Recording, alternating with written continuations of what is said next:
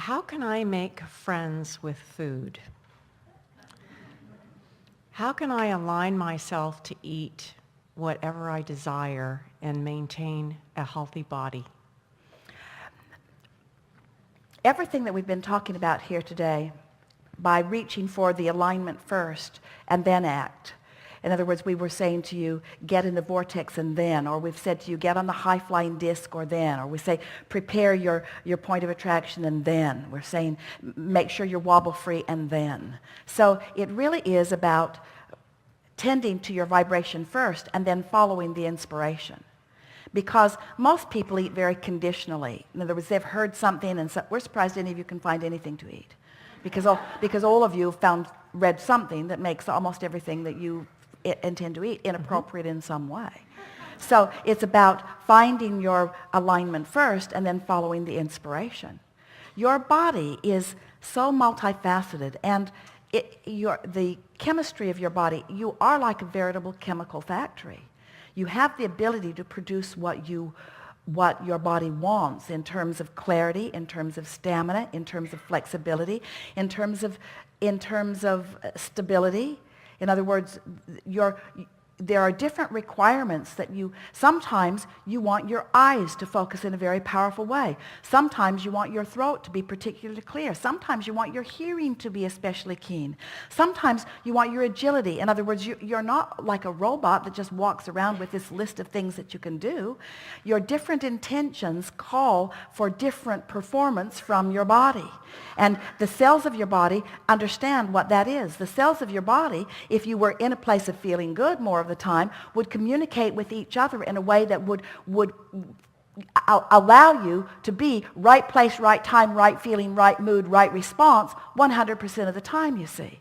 But because most people are doing almost everything conditionally, including eating, then you don't allow the inspiration to come forth from your body in the way that it would. You see, the animals have a much greater sense of who they are. They follow their inspiration. You call it instinct when you are approaching animals.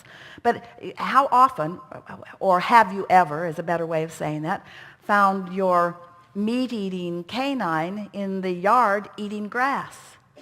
Because he's feeling the inspiration. His cells are calling for something that isn't in the general diet that he's finding, and so he's inspired to something in another way. So what we would really like to say to you is we would like you to eat from an inspired point of view, not from a motivated point of view. And this is the perfect opportunity to dovetail in this conversation that it feels so important for us, for you, to us, for you, of this unconditional. We would like you to be at a place where you are inspired from your alignment to eat. And most people are in a state of misalignment when they are feeling their desire to eat. And so it's like looking for love in all the wrong places. You just can't get there from there. And so until we have the conversation and until you are able to comfortably accomplish this waking up in the morning and knowing that it's a fresh day and finding alignment and maintaining it for a while until you are unconditionally moving through your day, we cannot have an effective conversation about most anything, and especially that. Because every time you try to restrain yourself, you see, you've got this vibrational pattern going on, which is at the basis of everything that is coming to you. The impulses that come to you, let's start in a stronger, more blunt place. If you don't find alignment, but you go to a meeting like Alcoholics Anonymous, and they say to you, and they convince you that you must control your behavior through willpower, and you are not addressing the vibrational foundation of everything that you are about, you are asking close to the impossible to not do something that vibrationally you keep feeling inclined to do. You just can't buck the current. So what we're saying is, if you realize what the current is, and you realize that you don't want to buck it, you want to align with it, and that in your vortex is everything that you want relative to your stability, relative to your vitality, relative to your appearance. Everything that you want is in that vortex. And the source within you knows the path of no resistance to lead you to the outcome that you want and to the pleasurable unfolding along the way. So if you've taken the time to wake up in the morning for several mornings and you've decided that you want to feel good, and so you're going to hold yourself in a less detailed, less conditional response to life just for a little while, and you focus yourself into alignment. That's what meditation does for you. It's the same thing too. You quiet your mind so you stop thought, so you stop resistance. It's like pushing the reset button too. And then you begin approaching life from that centered place, and you let the inspiration grow from there. Then the impulse to eat will be born out of inspiration. Most people are eating out of deprivation. Most people are eating out of control. Most people are eating out of somebody else's idea of it. And most people are eating very conditionally. It's really a rare person who is guided from the inside out, from alignment. But that really is what you're wanting. Sometimes your body is craving something that something you've decided is bad for you contains. Popsicles.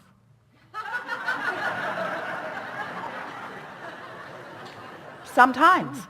But if you have already decided that's not something that I eat, and the cells of your chemical factory are asking for it, sometimes you'll get an impulse to eat something, but your belief will prevent you, or you'll go along with it because there is something there, and then you beat up on yourself about it because you think you shouldn't have done it, you see.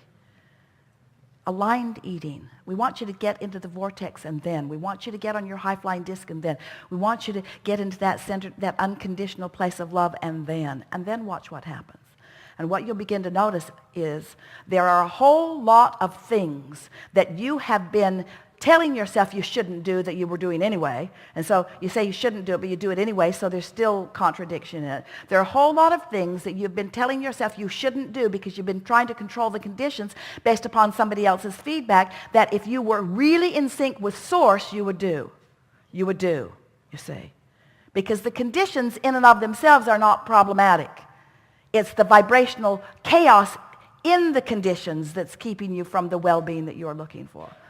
Now we're talking like non-physical, who are not dealing with the physical, we know. But everything that is physical is a byproduct of this non-physical energy. Everything is energy in motion, you see. And when you start dealing with the energy and lining it up and then following the impulse, you're going to live blissfully ever after. You are. Next time you catch yourself saying, I shouldn't do that, just stop and ask yourself, is this really the approach that I want to have to life? Is it really what I shouldn't be doing that or do I want the inspiration about what I'm wanting to do? And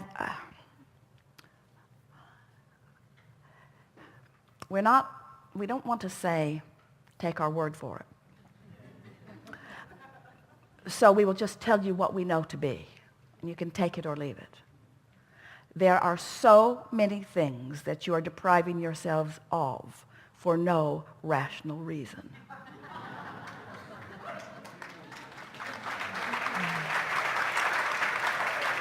There are people that you are not spending time with who could enrich your life beyond our ability to express it in words because you've got some idea about them, and so you're holding yourself in discord to receiving something of value that they could offer you. And it's true of so many experiences. I don't do that. I don't do that. I don't do that. I don't do that. I don't do that because once I had a bad experience. Well, what was your state of being? What vibration were you in? What was the relationship between your desire and your belief at the time? There are so many factors that were not even being considered when you formed a bunch of beliefs. You have all kinds of beliefs that you could let go of. And in letting go of them, you would find freedom and joy and expansion and joyous life experience, you see. But you won't know until you get yourself resistance-free and follow the path of the Source within you. Yeah, really good.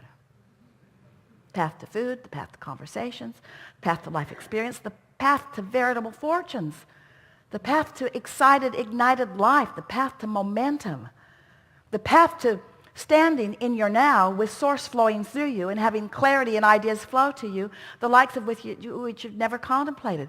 Access to other brilliant co-creators. They're all out there, many of them making their way to alignment at the same time that you are. This is the time of awakening. It's not the time of conditional living. It's the time of setting aside the conditions that have been binding you and coming into alignment with the wholeness of who you are so that you can be the creator of conditions that please you, you see. Yeah. Enough?